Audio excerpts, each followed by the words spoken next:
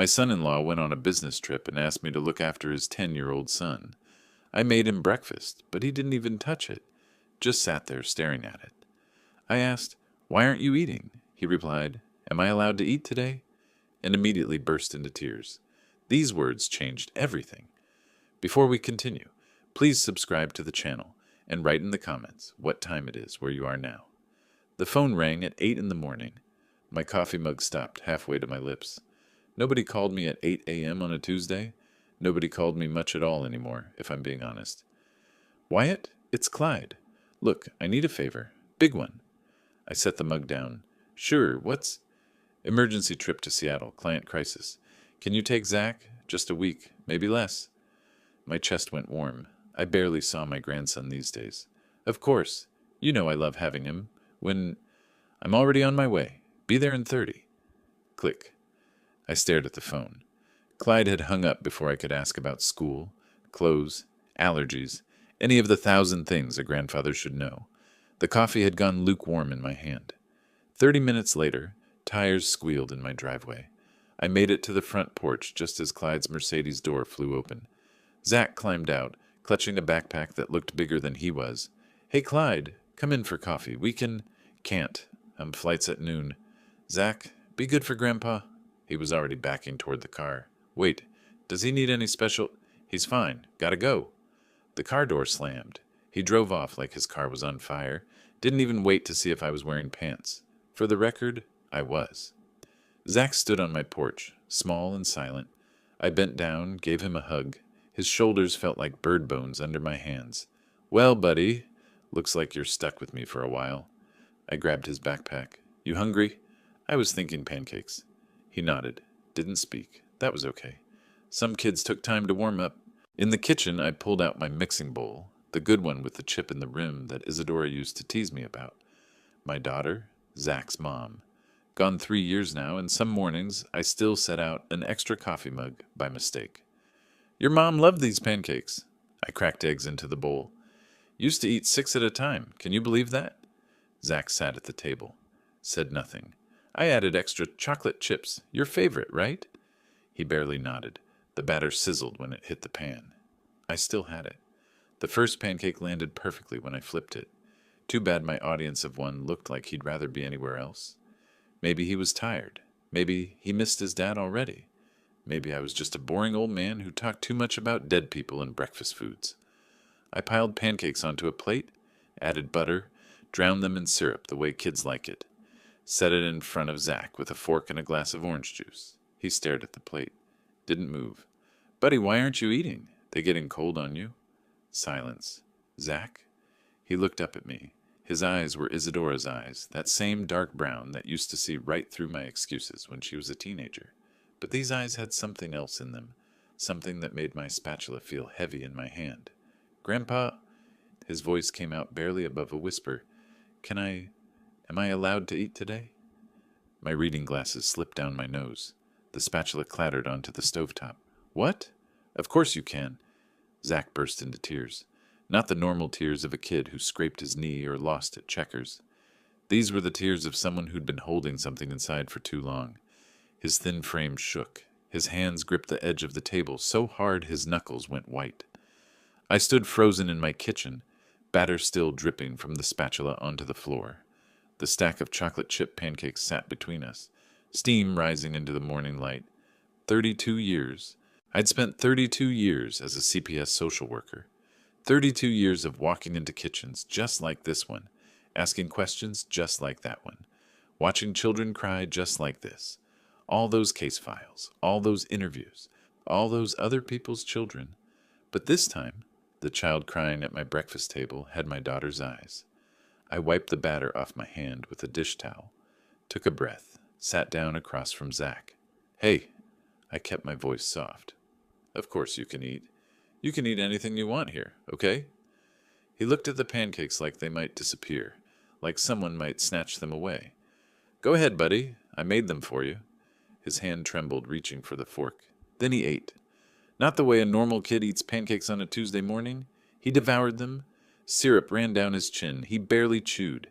The kid demolished those pancakes like he was training for competitive eating. If this wasn't so horrible, I'd be impressed. I poured more juice. My hand shook slightly. I gripped the pitcher tighter. These are good, buddy. You want more? He nodded, mouth full, already reaching for another from the stack. When's the last time you had pancakes? Long time. I flipped another batch on the pan, kept my tone light. Yeah? What do you usually have for breakfast? A pause. Sometimes cereal. If what? Zach looked down at his plate. If I did my homework right, and my room's clean, and I didn't talk back. My knuckles went white on the spatula handle. And if those things aren't perfect? A whisper. Then I wait till lunch at school. I slid 3 more pancakes onto his plate, watched him attack them, started counting in my head. 6 pancakes. 7. When's the last time this kid ate a full meal? Does Dad check your homework every night? Every night. If I get something wrong, he says I didn't try hard enough.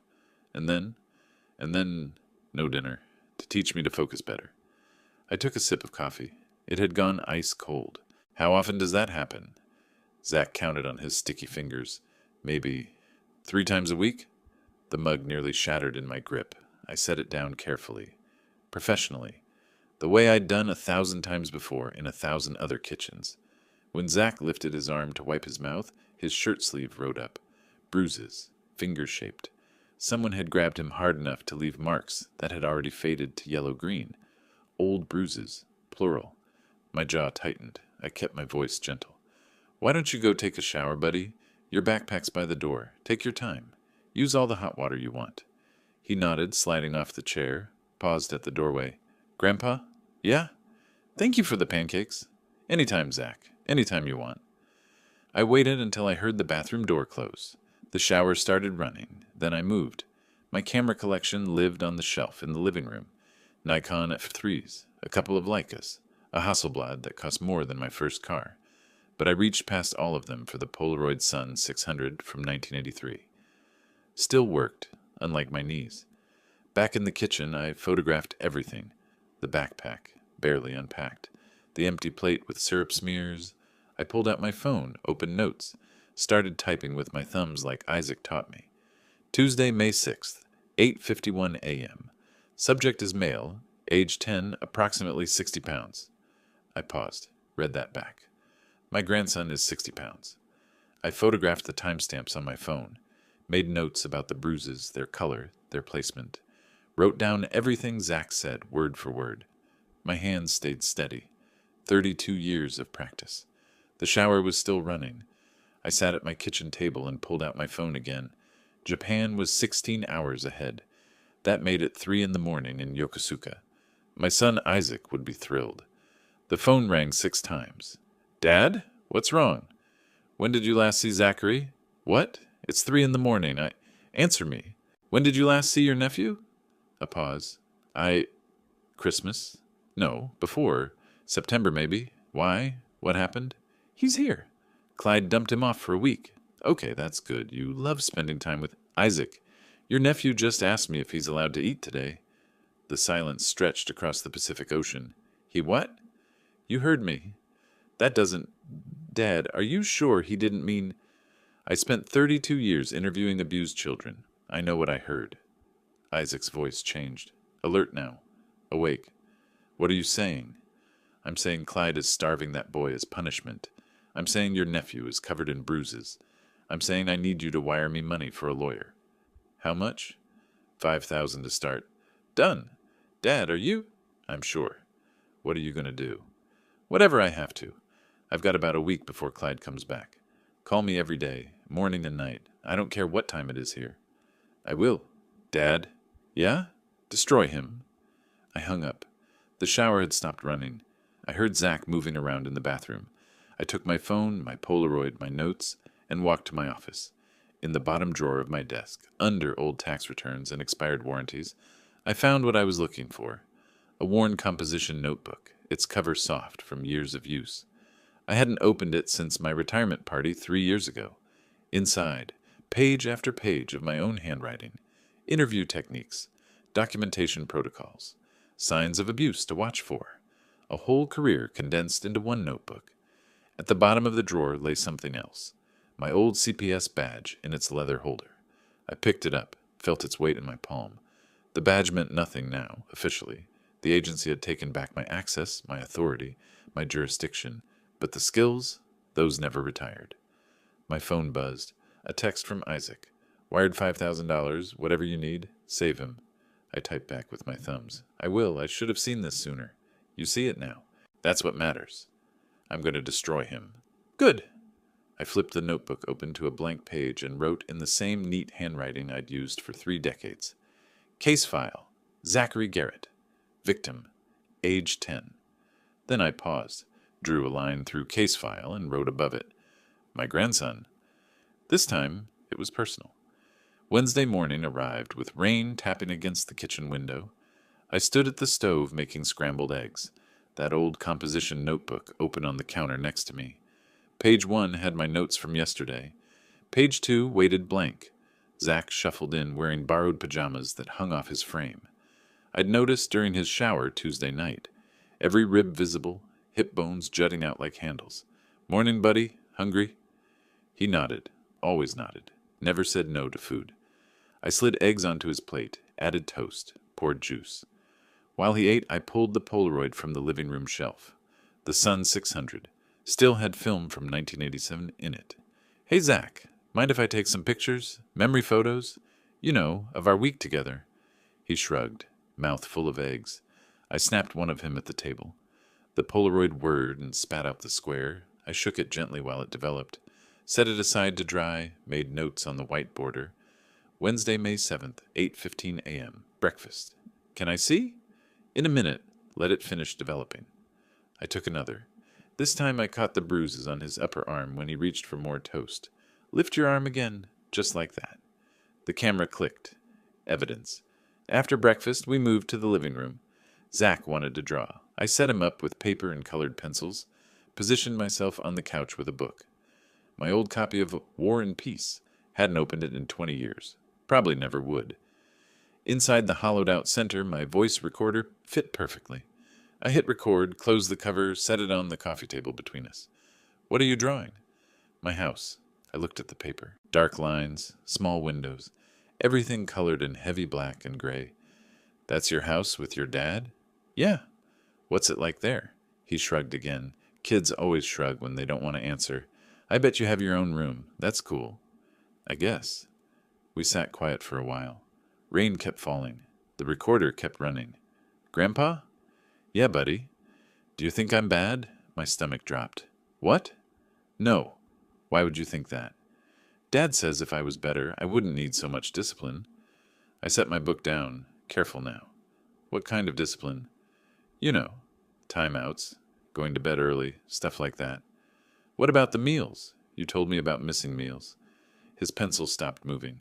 I shouldn't have said that. It's okay. I'm your grandpa. You can tell me anything. But what if you tell Dad? I won't tell your dad. True enough. I'd tell CPS instead. Wednesday afternoon, I made my mistake. We'd been at it for 3 hours. My back hurt from sitting. My patience had worn thin. The notebook was filled with careful observations, but I wanted more. Needed more. Specific details. Dates. Frequencies. Zach, can we talk about something? He looked up from his drawing. This one had more colors. Yellow sun in the corner. These bruises on your arms, how did you get them? His face changed, shut down like someone hit a switch. It's okay, you can tell me. I want to help. Silence. Does your dad grab you when he's angry? Does he? I don't want to talk about it. He stood up fast. Colored pencils rolled off the table. Zach, wait, I'm not. You're just like the school counselor, asking questions, making it worse. He ran to his temporary bedroom. The door slammed. I sat there staring at the closed door. Brilliant work, Coleman. 32 years of training, and you just interrogated a traumatized kid, like some rookie fresh out of the academy. The voice recorder in the book was still running. It had captured everything, including me screwing up. I spent Thursday rebuilding what I'd demolished. Made chocolate chip cookies at 11 p.m. Wednesday night. Didn't sleep much anyway. Burned the first batch because rage makes terrible baking company. The second batch came out perfect. Thursday morning, I slid the cookie dough bowl toward Zach at breakfast. Want to lick the spoon? He hesitated. Your mom used to steal the whole bowl. I'd turn around and she'd be eating raw dough with her hands. Small smile. Progress. Really? Really drove me crazy, but man, she loved cookies. I miss her. Me too, buddy. Every single day. We baked together. I didn't ask questions, just stood next to him while he dropped dough onto the baking sheet. Let him eat 3 cookies straight from the oven. Didn't mention bruises or meals or Clyde. Friday, I called Yolanda Pierce. She'd been my supervisor back when I still carried a badge. Yolanda, it's Wyatt Coleman. Wyatt, haven't heard from you since your retirement party. I need advice. Unofficial. Pause. How unofficial? The victim is my grandson. Oh no. Wyatt, I'm so sorry. Tell me. I explained everything. The pancakes, the question, the bruises, the documentation I'd been building. You're documenting everything? Like it's 1995 and I'm still carrying a badge. Good. But Wyatt, listen carefully. Family cases are different. The system bends over backwards to keep kids with blood relatives. Even bad ones. I know. You'll need ironclad evidence, and even then, I have evidence. Enough to overcome the fact that you're the other parent's father-in-law? That you might be seen as biased? I didn't answer. That's what I thought. Be careful. And Wyatt, don't interrogate the boy. You know better. I do now. By Saturday, Zach had started talking again. We sat in the backyard while he drew. This picture had a dog in it. We didn't have a dog. Grandpa? Yeah? Dad says I'm too sensitive. That Mom made me weak. My jaw clenched. Voice stayed gentle. What do you think? I think I just miss having dinner. Tell me about that. He talked while drawing. If I cry, that's being weak. Weak means no dinner. If I leave my shoes in the wrong place, that's being sloppy. Sloppy means no breakfast. How often does that happen? A lot. He has rules for everything. Sunday evening, I spread everything across my desk. 14 Polaroids of bruises, arranged in chronological order. I'd also captured 3 perfect shots of my own thumb. Professional photographer, I was not. The voice recorder sat next to them, its tiny red light blinking. My food journal lay open to the last page. Day 5. Asked for 4th helping of dinner. Ate until he looked sick.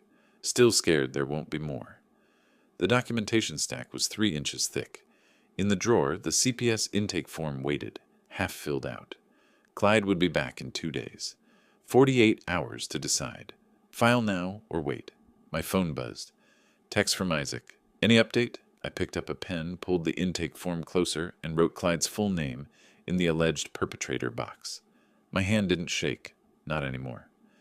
Tuesday morning, Clyde's Mercedes pulled into my driveway at 9 sharp. I watched from the window, took a breath, opened the door. Morning, Clyde. Come on in. Can't. Running late. Zach, let's go. Zach appeared with his backpack, moving like someone walking to sentencing. I knelt down, pulled him into a hug. He clung to me for an extra moment. Hey, buddy. You take care, okay? He whispered into my shoulder. Can I come back soon? Any time. You know that. Zach, car. Now. Clyde stood by the driver's door, keys already in hand. Clyde, wait a second. I wanted to mention... What? Zach seemed really thin this week. Maybe worth a doctor's visit. Just to... He's fine. He's built like Isadora was. Delicate. My hand gripped the doorframe. Isadora wasn't... We gotta go. Thanks for watching him. He turned toward the car.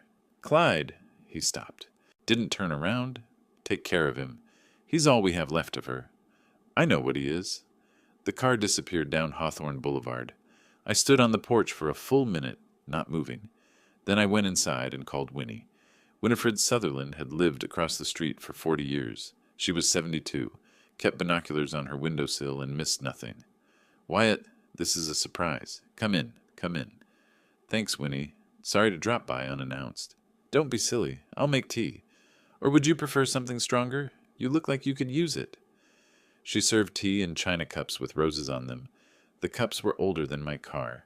I was terrified I'd break one, and somehow that felt worse than everything else happening. Winnie, I need to ask you something about my son-in-law. Her expression changed. I wondered when you'd ask. You've noticed things? Hard not to. My living room window faces their porch.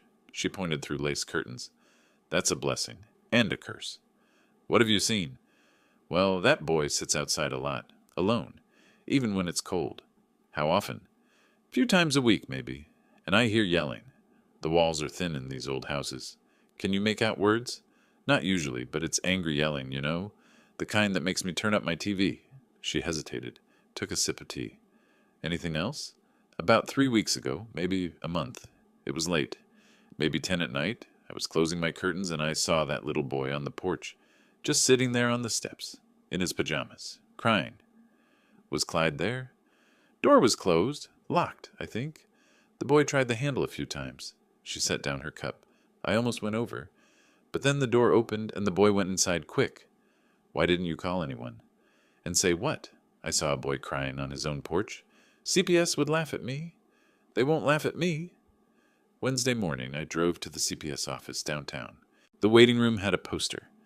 Every child deserves a safe home.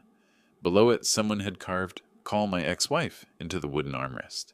Government buildings really do attract optimists. Wyatt, you came. Yolanda stood in her office doorway. I told you I would. I hoped you'd cool off. Think about it more. I did think about it. For 5 days straight. I placed the folder on her desk. This is everything. She opened it, flipped through Polaroids slowly. Her professional mask slipped. Anger showed through. These bruises, finger-shaped, upper arms, classic restraint pattern. You trained me to recognize those. I know. She listened to the voice recordings. Her face darkened with each one.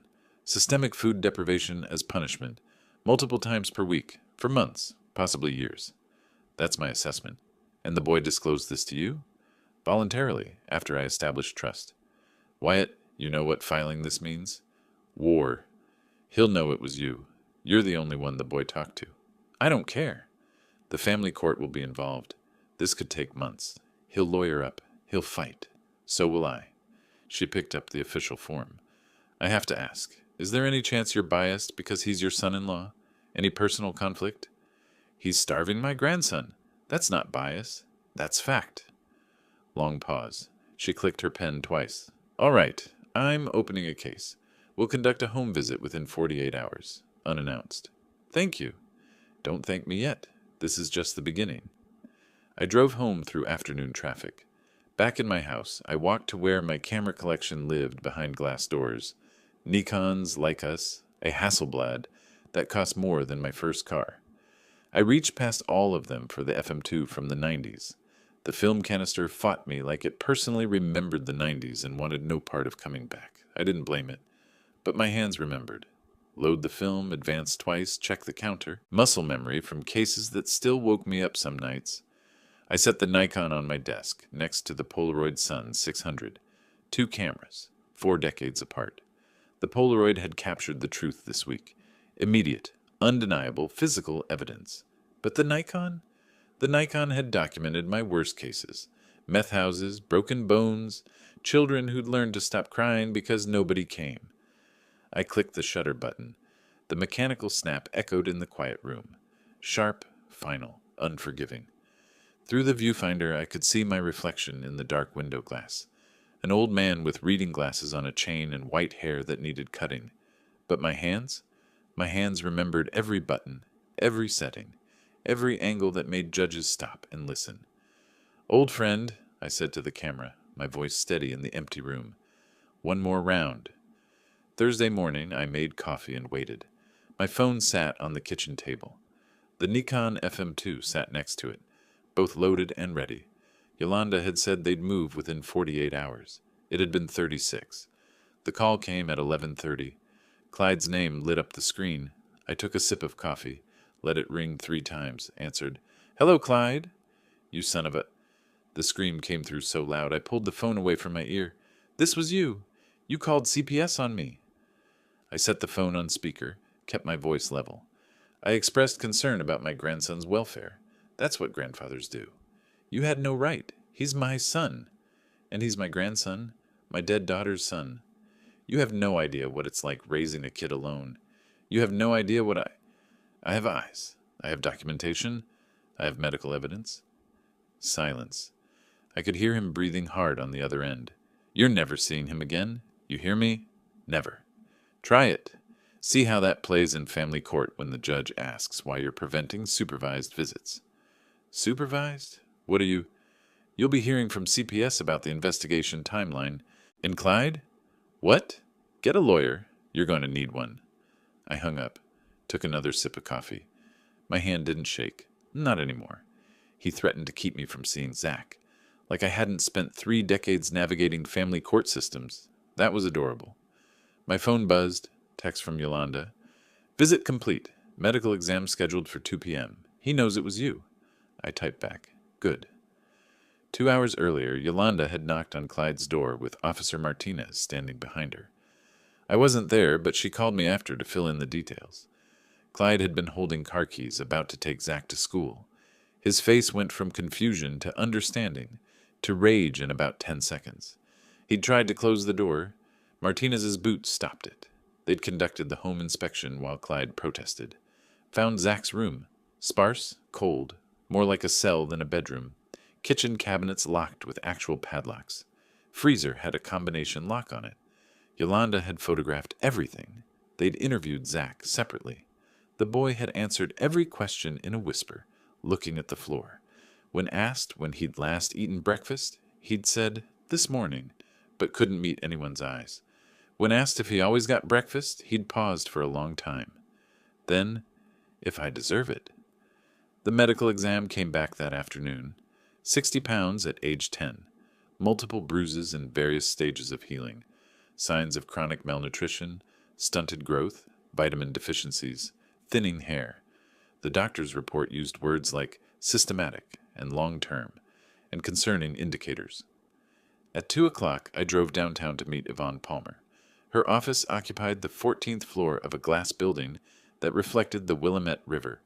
She spread my documentation across the conference table, made a low whistle.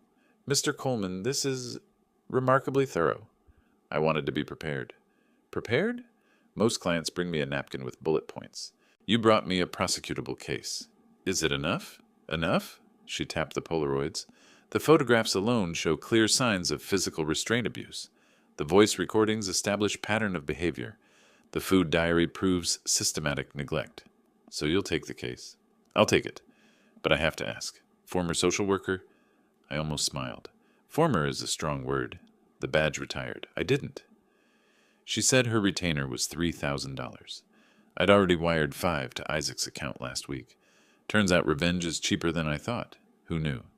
Good. Because Clyde Garrett is going to fight dirty. They always do when they're losing. I spent 32 years watching people fight dirty. He's not special. By 6 o'clock, Clyde had called 4 lawyers. I knew because Winnie knew. She'd heard through Betty, who'd heard through someone at the courthouse. The quotes ranged from $5,000 to $10,000 for retainers. Family law wasn't cheap. He'd settled on Thomas Brennan. Expensive, aggressive, known for defending difficult cases. That evening, I stopped by Winnie's house with a bottle of wine. She answered, wearing a floral apron, flour on her hands. "Wyatt, come in. I'm making bread." We sat at her kitchen table while dough rose in a bowl nearby. Through her living room window, I could see straight across to Clyde's house. Perfect vantage point. "Winnie, I need to ask a favor." "Anything, dear." "I need you to accidentally mention the CPS visit. To people. At the coffee shop." She leaned back, eyes bright. "Accidentally?" "Very accidentally." "Well," she brushed flour off her hands, "I do tend to talk when I'm worried, and I'm so worried about that poor boy across the street. Simply have to discuss it with everyone who'll listen." Winnie told everyone at the coffee shop by 2 p.m. Friday. By 4 p.m., the whole neighborhood knew. The woman could have worked for the FBI or TMZ. Same thing, really. My phone started buzzing with texts from numbers I didn't recognize. "Mr. Coleman, this is Diane Chen from 2 streets over. Winnie gave me your number, if you need anything." "Wyatt, it's Marcus from the hardware store. Heard about your grandson. Here if you need help." "Mr. Coleman, this is Sarah Bennett. I teach at Zach's school. We've been concerned, too." The community was circling wagons, just not around Clyde. Thursday night, I sat in my dark living room, phone glowing on the coffee table. The text from Yolanda arrived at 9:47 p.m. Case opened. Investigation active. Medical exam confirms malnutrition. Bruising consistent with restraint. Mandatory follow-up scheduled. He hired Thomas Brennan. Expensive and aggressive. Brace yourself. I picked up my phone, scrolled to the photo album titled simply Evidence. 43 photographs, 7 audio recordings, 12 pages of detailed notes, 3 decades of experience. I typed back, "Let him come." Then my phone buzzed again. Different number. Winnie. "The whole neighborhood knows. Betty's daughter is a teacher at Zach's school. She's watching too." I smiled in the darkness. I'd worked 300 cases in my career. I'd learned one thing. It wasn't the courts that destroyed abusers first. It was their neighbors. Saturday morning, Diane Chen texted me a photo. Clyde and Zach at Laurelhurst Park. Ice cream cones. Swings. The whole performance. "Thought you should see this. He's trying to look good." I zoomed in on Zach's face. The boy was eating chocolate chip ice cream, his supposed favorite, like someone had a gun to his back. Mechanical. No joy. Clyde crouched next to him, forcing a smile that didn't reach his eyes, speaking too loud, too cheerful, playing to an invisible audience. "Having fun, buddy?" I texted Diane back. "Thank you for watching out." "We're all watching now." CPS scheduled unannounced home visits twice weekly. Clyde's house would be under constant scrutiny. Every locked cabinet, every empty refrigerator, every time Zach flinched. Tuesday afternoon, I got the call I'd been waiting for. Supervised visitation approved. First visit that day at 3. The CPS office had a small playroom for supervised visits. Beige walls, donated toys, table with coloring books. Linda Chen would supervise, professional, thorough, took notes on everything. She briefed me in the hallway before we entered. "Mr. Coleman, you'll have 1 hour. I'll be present the entire time. Please keep interactions appropriate." I understand. The child may be reserved at first. That's normal in these situations. I've supervised a few of these myself. Former CPS. She looked up from her clipboard. "You worked for the agency?" 32 years. Then you know the rules better than I do.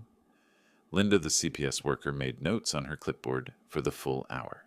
Either she was documenting thoroughly or writing a novel. Based on her expression, probably both. She opened the door to the playroom. Zach sat at a table with Clyde, coloring mechanically. The picture was all dark colors, heavy lines. "Zach, your grandfather is here for visitation."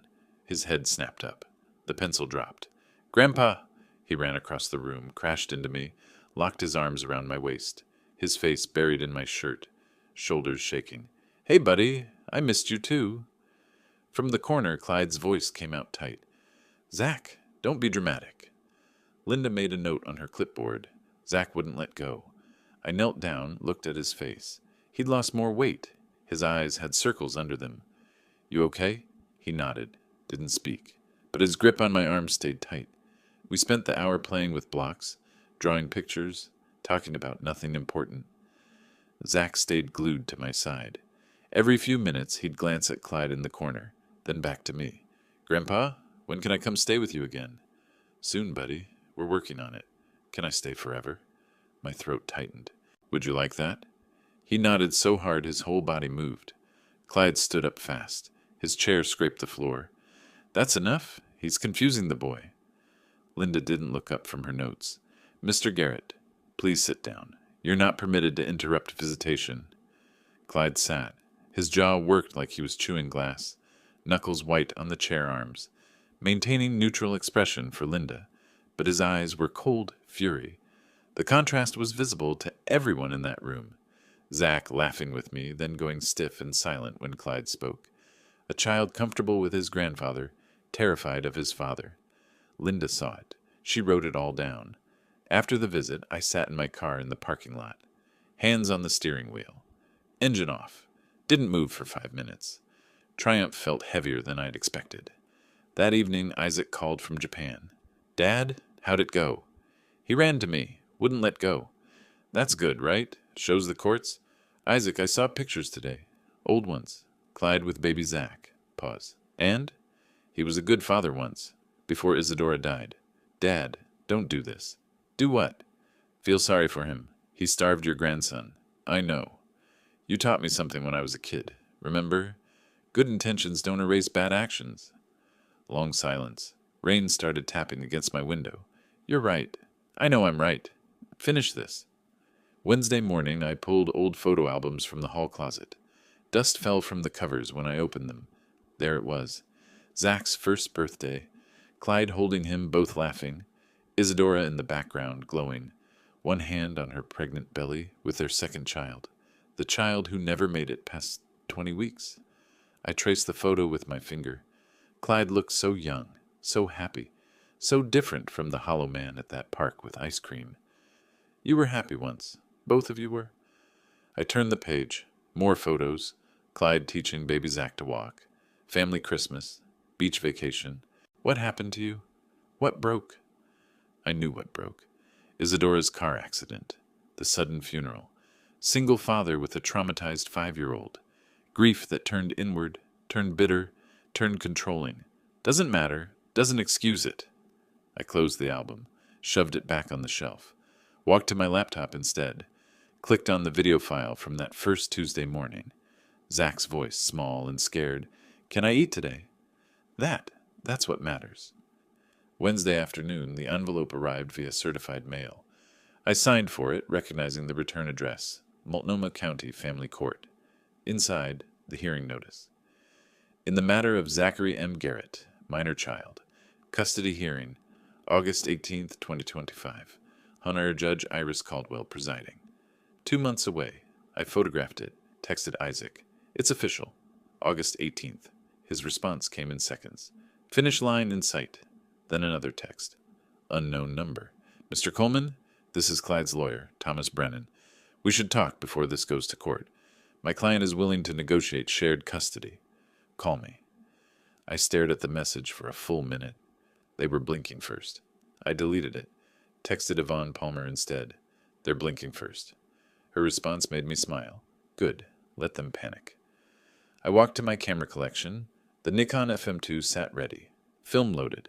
August was 2 months away. I wasn't done documenting. 3 weeks passed. The case built itself piece by piece.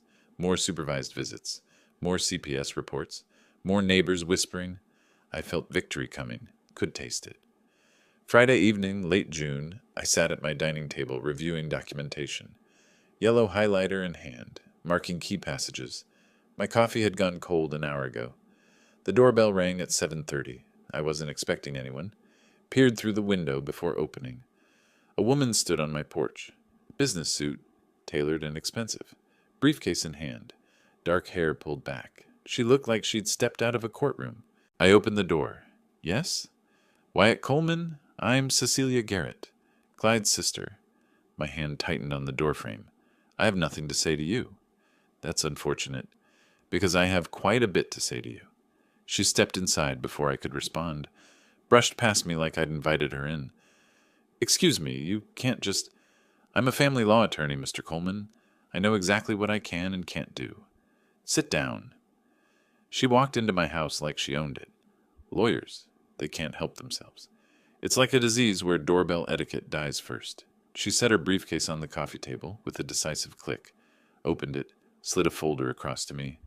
Recognize this? I opened it. The air left my lungs. Case number 2022 FA 8847. My old disciplinary file. The complaint that almost ended my career 3 years ago. Where did you get public records? 3 years ago.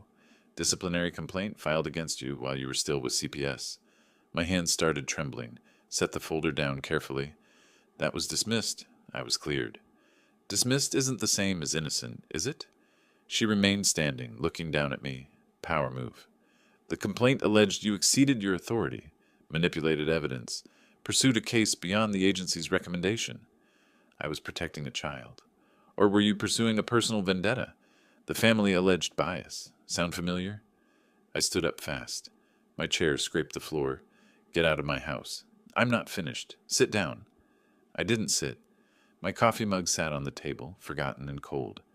My brother is many things, Mr. Coleman, but he's still Zachary's father. And you? You're a grandfather with an axe to grind and a history of questionable judgment. I have documentation, medical evidence, witness testimony. And I have this. She tapped the folder. I have proof that you manipulate systems, that you can't separate personal feelings from professional objectivity. What are you saying? I'm saying I'm filing for custody myself, as a neutral third party. My breath caught. The room tilted slightly. You can't. I can. and I will prove that neither you nor my brother are fit guardians. Clyde is abusive. You are vengeful. Zachary deserves better than both of you. He doesn't even know you. Better a stranger who wants to help than a grandfather using him as a weapon. The words hit like a physical blow. I sat down hard. The court date is August 18th. I'll see you there. But Mr. Coleman, she closed her briefcase, by the time I'm done, you'll wish you'd left well enough alone. She walked to the door, paused with her hand on the knob. One more thing. Your daughter, Isadora. She wouldn't want this. My hand gripped the back of the chair. Knuckles white. Don't you dare. She loved my brother once. They built a family, and you're tearing apart what's left of it. He's starving her son, and you're using her son as ammunition. Which one of you is worse? She left. The door clicked shut. I stood motionless for 10 minutes. Papers scattered across the table. One hand over my mouth, finally moved to pour whiskey. The glass shook, spilled on the counter. Seeing my own file was surreal, like reading your obituary while you're still alive. Except this one might actually kill me. I paced for an hour before calling Isaac. Japan was 16 hours ahead. 3:30 in the afternoon there. Phone rang 6 times. Dad? It's 3 in the morning here. What? She's going to take him. Isaac, she's going to take him. What? Who? Slow down. Clyde's sister. She's a lawyer. She knows about the old complaint. She's filing for custody herself. Isaac suddenly sounded alert. Wait. What complaint? 3 years ago. A case went bad. The family filed a complaint. It was dismissed, but it's on record. She's going to argue I'm biased, that I'm using Zach to get revenge on Clyde. Are you? Silence, long and heavy. Dad, are you using him to get revenge? I'm protecting him. That's not what I asked. My voice broke. I don't know anymore. At 2:47 a.m., I sat in what used to be Isadora's bedroom. Beige walls now. Generic guest room. I held her high school graduation photo. Cap askew. Huge smile. Baby girl, I don't know what you'd want me to do. My phone buzzed. Isaac. Flight booked. Land PDX 8 p.m. Saturday. Dad, we need to talk about this. Another buzz. Yvonne. Researching Cecilia Garrett. She's won 14 custody cases in 5 years. Never lost one. Through the window, I could see Clyde's dark house across the street. Somewhere in there, Zach was sleeping. The disciplinary file sat on the dining table. Red dismissed stamp, visible even from here. Dismissed wasn't innocent. She was right about that. My phone lit up one more time. Unknown number. Think carefully, Mr. Coleman. You're playing with a child's life. CG. I stared at it until the screen went dark. Saturday morning, 9 o'clock sharp, I sat in Yvonne's conference room. Isaac had flown in overnight, looked exhausted but alert. Coffee in hand, taking notes. Yvonne spread documents across the table like battle plans. All right, let's be clear about what we're facing. Cecilia Garrett is going to argue that both of you are unfit. We need to prove you're not just better than Clyde. We need to prove you're the only good option. How do we do that? Isaac asked. We disqualify her preemptively. She lives in Seattle. She's single, no children. She's met Zachary maybe 3 times in his life. Is that enough? I asked. No. We also need to bury Clyde so deep he can't recover. More evidence, witnesses, financial records, everything. I thought we had enough. We did. Until a third party entered. Now we need overwhelming proof. I spent Monday making phone calls. Old CPS contacts. Favors owed. 32 years of connections, all activated at once. Martin Thompson worked in records. We'd shared an office for 15 years. Martin, it's Wyatt Coleman. Wyatt, haven't heard from you since you retired. What's going on? I need a favor. Unofficial. Sigh. Those are always the best kind. What do you need? Financial records. My son-in-law. He's in a custody battle, and I need to know if there's financial stress that could explain. Wyatt, I can't just pull someone's financial records. You know a guy who can. Pause. This is about your grandson? The CPS case Yolanda mentioned? Yeah. Give me 48 hours. Wednesday morning, my phone buzzed. Text from Yolanda. Got Clyde's financial records. Holy hell. I called her immediately. That bad? $50,000 in medical debt. Collections. Behind on mortgage. His credit is destroyed. My stomach dropped. From Isadora's death? Every cent. Hospital bills. Ambulance. They tried to save her for 6 hours. It all added up. I sat down hard. He's been drowning. Doesn't excuse abuse, but explains the stress. Tuesday afternoon, I'd visited Dr. Marcus Webb, Clyde's therapist from 3 years ago. Small office in northeast Portland. Comfortable chairs. Box of tissues on every surface. Dr. Webb, I'm Wyatt Coleman. Thank you for seeing me. Mr. Coleman, I should say up front, I cannot discuss my former patients. I understand, but Clyde Garrett was your patient 3 years ago after my daughter died. His expression confirmed it without words. I'm not asking you to violate ethics. I'm asking, was there anything in his background that might explain why he'd abuse his son? Long pause. He chose his next words carefully. Hypothetically, if someone came to therapy after a spouse's death and showed signs of repeating patterns from their own childhood. Patterns? Discipline through deprivation. Isolation as punishment. Control through fear. My stomach turned over. His father did this to him. I didn't say that, but generational trauma is very real, Mr. Coleman, and very hard to break without help. I drove home in silence, gripped the steering wheel too tight, pulled into my driveway and just sat there for 20 minutes. Wednesday and Thursday I collected neighbor statements. Winnie organized it like a military coup. By Wednesday I had 5 statements, 3 offers to testify, and someone's casserole. Community organizing at its finest. Winnie's living room became headquarters. 3 neighbors gathered, Diane Chen, Robert Murphy, all with notebooks. I heard him yelling at that boy at least once a week. Robert's hands shook slightly. I saw Zachary sitting on the porch in February. It was 38 degrees.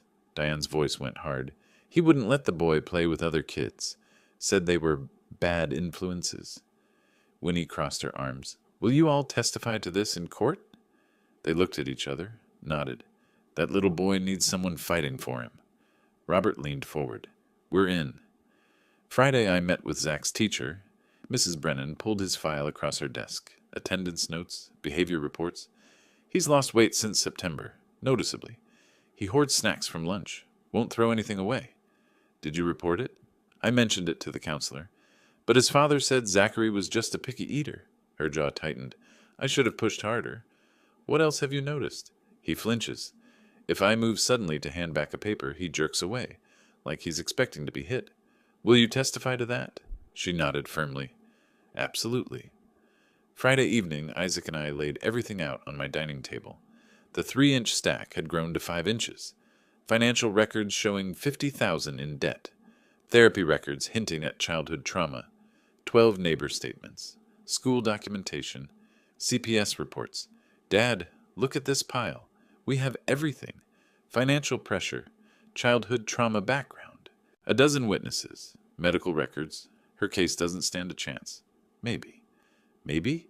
Dad, we have him. I stared at the therapist's business card, turned it over in my fingers. Isaac, did you hear what the therapist said? Clyde's father did this to him. So? So he's not just a monster. He's a victim, too. Dad, I spent 32 years breaking these cycles, and now I'm using one victim's trauma to take away his son. He abused Zach. Because he was abused. Don't you see? I'm not solving anything. I'm just continuing it. Isaac slammed his hand on the table. Coffee cups rattled. No, you're stopping it. With Zach. That's how it ends. I looked at him. My son. 34 years old. Steady. Right. You're right. I know I'm right. Finish this. My phone buzzed. Text from Cecilia.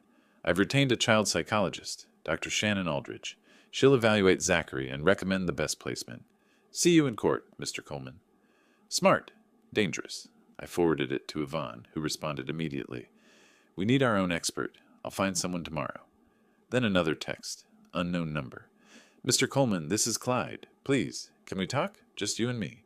No lawyers. I need to explain. My thumb hovered over delete. Every instinct screamed, don't engage. Don't give him a chance to manipulate. Don't deviate from the plan. But something else whispered too. Maybe the man who'd accumulated $50,000 in debt trying to save my daughter needed help, not just punishment. I looked at Isaac's closed bedroom door, looked at the evidence, looked at Clyde's text. Typed, Tuesday, 2 p.m., Laurelhurst Park. You come alone. Hit send before I could change my mind. Texted Yvonne, I'm meeting with Clyde Tuesday. Don't ask me not to. Her response, bring your phone. Record everything. I set the phone down, stared at the 5 inches of evidence. Proof of abuse, proof of trauma, proof of a man destroyed by grief and debt, repeating patterns he couldn't escape. Outside my window, Clyde's house sat dark, except for one upstairs light. Somewhere in there, Zach was still awake. August 18th arrived, Monday morning, 9 o'clock sharp. Multnomah County Family Court. Courthouse security made me take off my belt. I'm 68 and walk with reading glasses on a chain. Exactly the kind of dangerous criminal they're trained to stop. Judge Iris Caldwell's courtroom smelled like old wood and stale coffee. Wyatt sat next to Yvonne at the petitioner's table, Isaac behind him. Across the aisle, Clyde with Cecilia. I adjusted my tie 3 times before the judge entered. This is a custody hearing regarding the minor child, Zachary Michael Garrett. Judge Caldwell settled her reading glasses. Mr. Coleman seeks custody. Mr. Garrett is the biological father. Ms. Garrett has filed as third party. We'll address all motions today. Let's proceed. Cecilia stood first, spread documents with theatrical precision. Your Honor, Wyatt Coleman presents himself as a concerned grandfather, but evidence shows something different, a man with a history of overstepping boundaries. She presented my disciplinary file like it was a smoking gun. 3 years ago, Mr. Coleman was accused of abuse of power. The complaint alleged he exceeded authority, pursued cases beyond recommendations, acted on personal bias. The same pattern is visible here. He weaponized CPS procedures to destroy his son-in-law, using his grandson as ammunition. Cecilia presented her case like she was prosecuting the Zodiac killer. Lots of dramatic pauses, pointing at evidence. I half expected a PowerPoint with ominous music. Yvonne stood when her turn came. Calm, precise. Your Honor, Ms. Garrett wants you to focus on a dismissed complaint from 3 years ago. I want you to focus on a 10-year-old boy who asked his grandfather, "Can I eat today?" and then burst into tears. She set the Polaroids on the evidence table, one by one. Finger-shaped bruises from being grabbed. A food diary showing a starving child devouring multiple servings. Voice recordings of a boy describing his punishment system. Mr. Coleman's so-called manipulation consisted of doing what any responsible adult should do, documenting abuse and reporting it. Winnie testified first, hand shaking, reading glasses perched on her nose, referred to handwritten notes. I saw that little boy sitting outside alone many times. In February, it was 38 degrees. Once, late at night, he was crying on the porch, trying the door handle. It was locked. What time was this?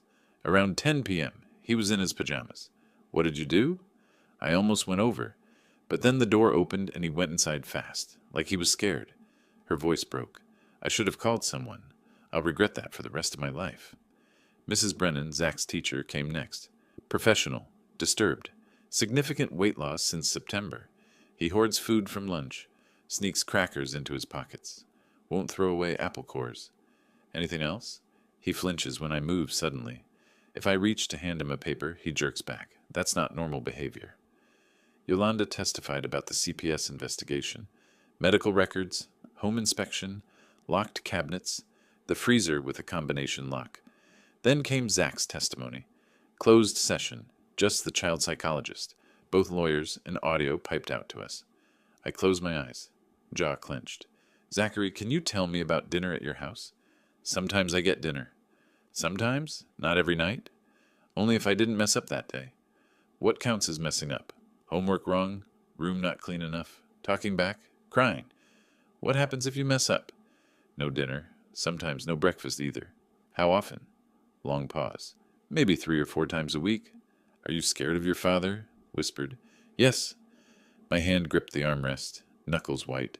Then Clyde took the stand. His hands trembled holding the water glass. Yvonne cross-examined. Mr. Garrett, you admit you withheld meals from your son? It was discipline, structure. Kids need discipline. They also need food. He ate. He just had to earn it. Earn basic nutrition. My father raised me the same way. I turned out fine. Did you? You're in family court losing custody because you systematically starved your son. Clyde's face crumbled. That's not... Your father abused you with food deprivation, didn't he? He was teaching me discipline. And you're repeating the same abuse on Zachary? Clyde broke, voice rising, cracking. I swore I'd never be like him. I swore I'd be different. I loved my son. I was trying to make him strong. By starving him? He covered his face with both hands, shoulders heaving. I became him. I became my father. I didn't mean to.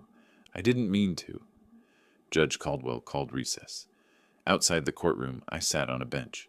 Couldn't stand. Isaac supported my arm. Dad, you okay? I couldn't speak, just shook my head. We did it. You heard him break? The judge saw everything. Isaac, I just listened to my grandson describe being starved. I watched a man destroyed. I don't feel victorious. You feel human. That's different than wrong. Judge Caldwell announced she'd deliberate for 1 week. Walking out, I saw Clyde on the courthouse steps, head in hands, alone. Even Cecilia had walked past him without stopping. I walked past too.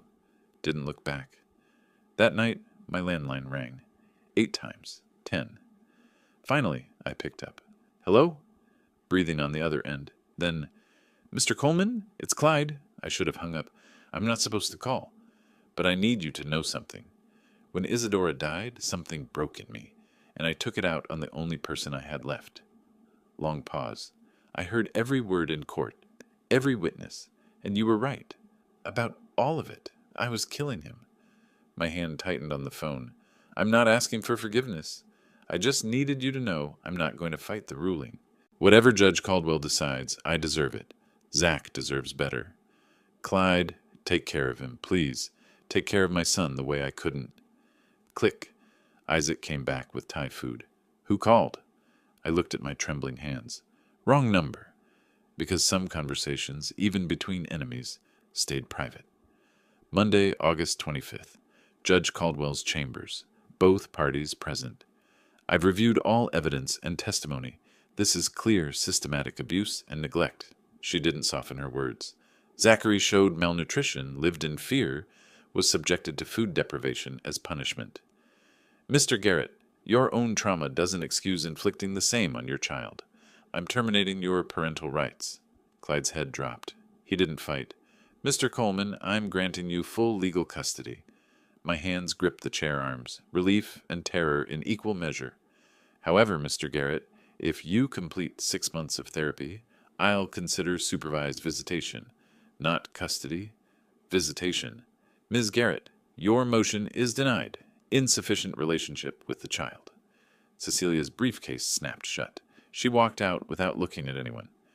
You did it, Dad, Isaac said outside. Yeah. I loosened my tie, sat on a bench. Couldn't speak for 5 minutes. You don't sound happy. I am. I'm just tired. It's over now. Isaac, it's not over. It's just starting. I'm 68, raising a traumatized 10-year-old. Zach moved in that weekend. 3 boxes of belongings. 3. A 10-year-old's entire life fit in my trunk with room for groceries. First night, screaming woke me at 2 a.m. I rushed into his room. Zach, buddy, it's okay. You're safe. I'm sorry. I didn't mean to. Please don't. Shh.